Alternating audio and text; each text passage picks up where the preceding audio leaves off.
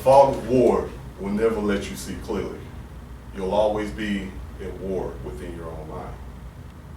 Living with PTSD. Many of you know me, but what you don't know is I'm one of the hundreds of thousands of veterans that has been diagnosed with PTSD. With being a veteran of Iraq and Afghanistan, I feel that I have the credentials to talk to you about this. And today we are going to go over the signs and symptoms, how it affects your daily life, and the treatments of PTSD.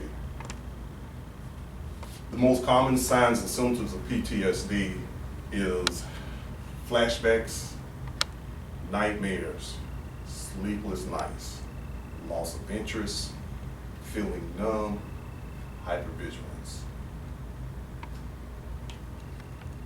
If I could only get some sleep. You don't sleep at night. The nightmares, flashbacks, they keep you awake. You close your eyes, you relive everything all over again.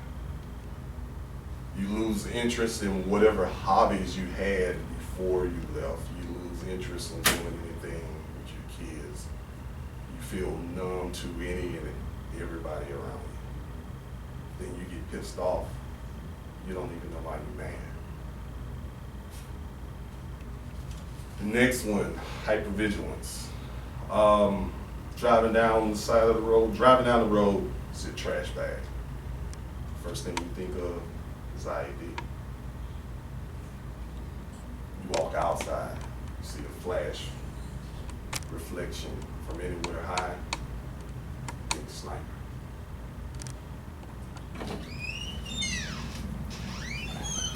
The effects that PTSD can have on your daily life is, like I said, you lose interest. No interest in doing anything. You tell your family, you wouldn't understand.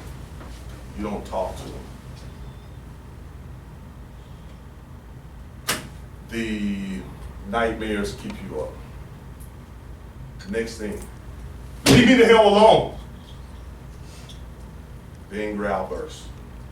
Kids afraid of you. Who cares how the hell you feel? You know, you will draw from everybody.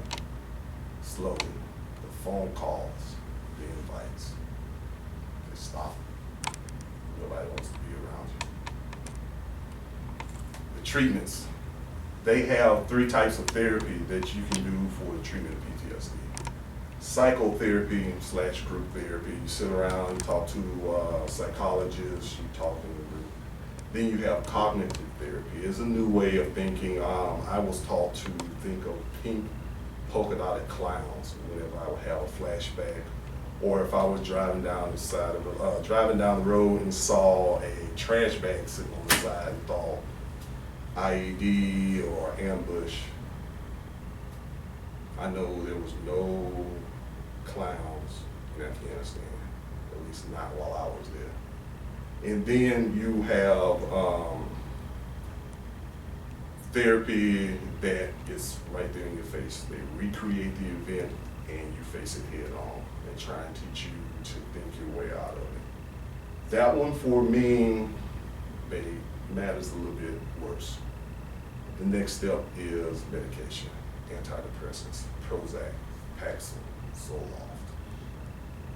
After that, you step it up to anti-anxiety meds. They are not widely used because they're addictive value.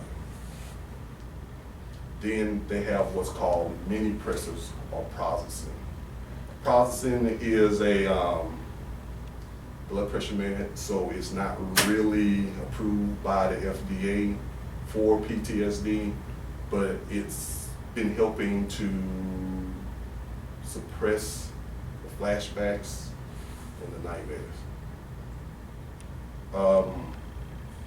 My purpose of telling you this morning is so that if you got anybody else that you know that has been deployed and they start displaying the signs and symptoms, you can pick up on the signs and symptoms, because untreated PTSD can be deadly. I've had 3 friends commit suicide in the last 5 years. I had one just walk out of his house playing a video game. Nobody's seen him. That was 8 years ago. So early recognition, early treatment can and will save someone's life. They have many different websites that you can look it up on.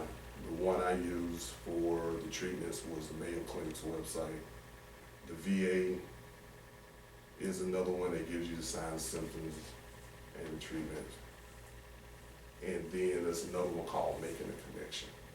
It teaches you if someone is showing the symptoms of this, and you know they've been here, you can make the connection to whether it's PTSD or any other mental disability.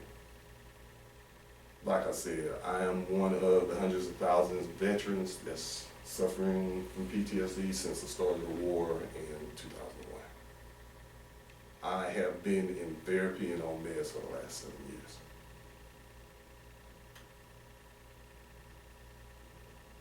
Other than that, thank you for listening to me this morning. And that's all I have. Thank you. Very good. Thank you.